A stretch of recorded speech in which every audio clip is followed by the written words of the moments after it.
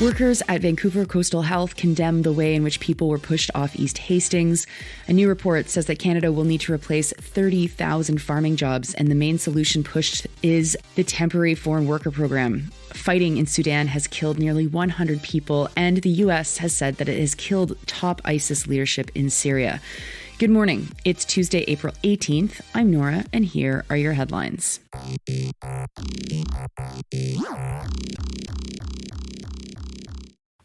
There's been more fallout from the way that the city of Vancouver cleared people off of East Hastings Street on April 5th.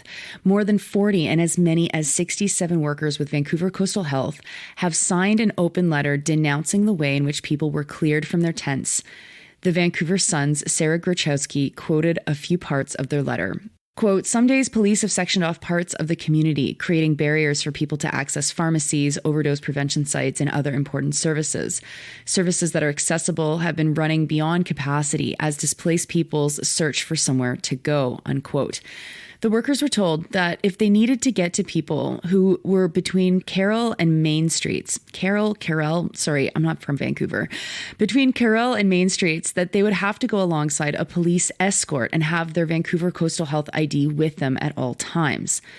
Vancouver Coastal Health Management has said that there was, quote, "no significant disruption," unquote, to the services delivered, and that there were, quote, "additional health services," unquote, on standby in the aftermath of clearing the camp. But the workers have said that what they witnessed was, quote, "inhumane and cruel." In addition to this letter, there's also been a letter signed by 750 academics from 58 institutions calling on the city of Vancouver to reverse course on encampment evictions. The letter says, quote, "the evidence is clear. The evictions are being carried out to invisibilize unhoused people. This practice is especially egregious given that nearly half of the unhoused population is Indigenous. This is colonization in practice," said Dr. Nicholas Blomley, professor of geography at Simon Fraser University.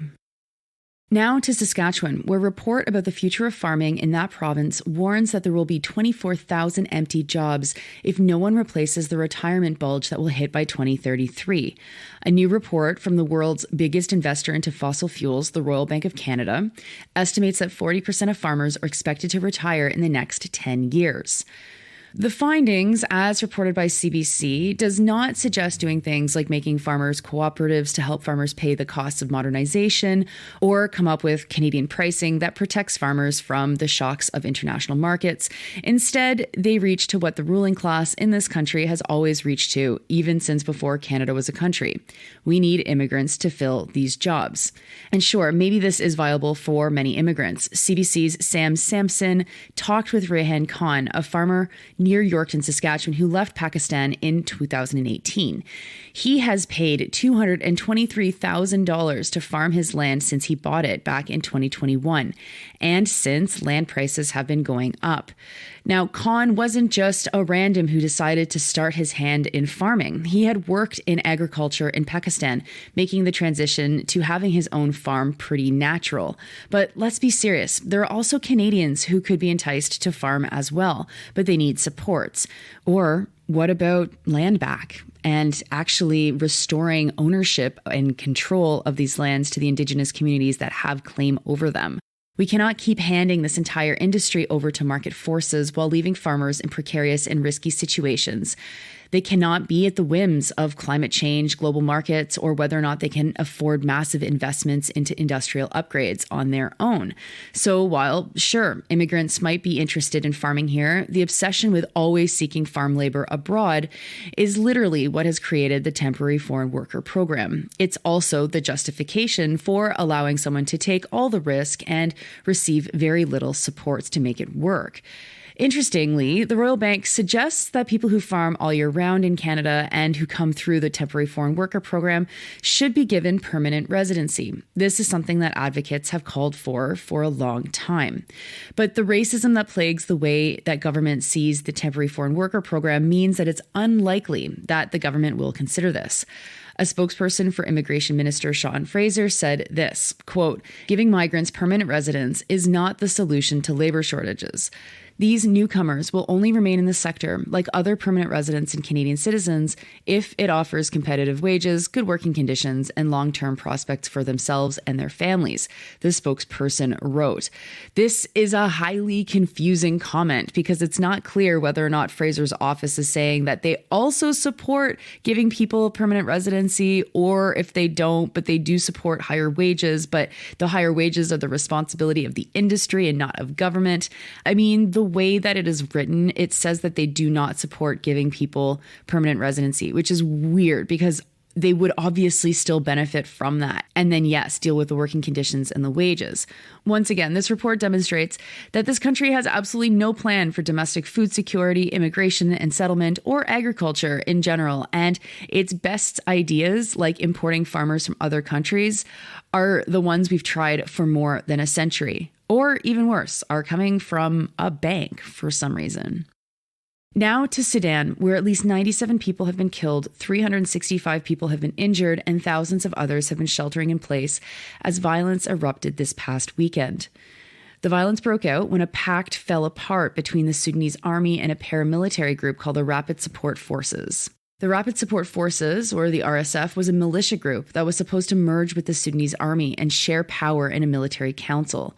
Sky News interviewed Abdel Fattah al-Burhan, army chief and de facto leader, who said that they plan to defeat the RSF. Al-Burhan leads the military council, and General Mohammed Hamdan Dagalo, the leader of the RSF, is the council deputy.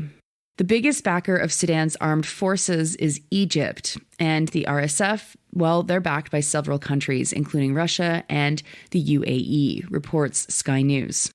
And finally, to Syria. The United States Central Command has said that it's killed 3 ISIS leaders, including Abd al-Haji Mahmoud al-Haji Ali, a senior leader with ISIS. They carried out a quote-unquote unilateral helicopter raid, reports Al Jazeera. 2 weeks ago, the U.S. killed Khalid Abd Ahmed al-Jalbouri, another ISIS senior leader. The Syrian Observatory for Human Rights has said that the operation occurred 25 kilometers west of Jarablus at the northern border with Turkey.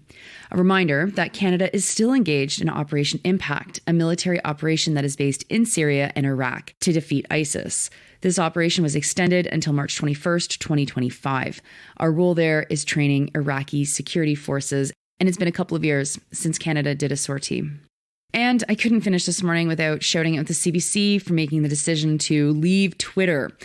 They're mad that they got the government-funded label slapped on them, which is, I mean, it's funny. They are government-funded. Like, CBC, own that and be proud. And show people that government-funded public broadcasting is something to be proud of, not something to be mad about. Sandy Nora is coming out later today, and we talk about this. So keep your ears out for that. That episode will drop at some point in the morning. And I don't know. It just seems like such a bizarre decision. You are a corporation worth more than $1 billion. You employ more than 7,000 workers, and the best you can do to fight someone like Elon Musk, or the best you can do to stand up to someone like Pierre Poilievre that wants you to be destroyed, is to just leave Twitter. I mean, God, folks, come on. Are you new at this? You got to fight, because if you don't fight, it looks bad. Anyway, I'm not holding my breath for the CBC to do the right thing, but, who knows? Maybe they will. Those were your headlines for Tuesday, April 18th. I'm Nora, and as I said, Sandy Nora coming at you in a couple of hours.